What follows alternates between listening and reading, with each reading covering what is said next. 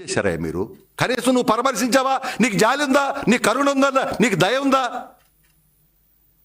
ఏదో డబ్బులు ఇచ్చామని చేతులు దులుపుకున్నాం. కానీ ఆ రోజున అక్కడ అనగానే సత్యప్రసాద్ గారు, మా శాసనసభ్యుడు, ఆ రోజున ఆనాటి ప్రతిపక్ష నాయకుడు చంద్రబాబు నాయుడు గారు, మా లోకేష్ బాబు గారు ఆ కుటుంబాన్ని దత్తత తీసుకొని ఆ కుటుంబాన్ని పోషిస్తూ ఆదుకుంటూ ఆ కుటుంబాన్ని ముందుకు తీసుకెళ్లేవారు.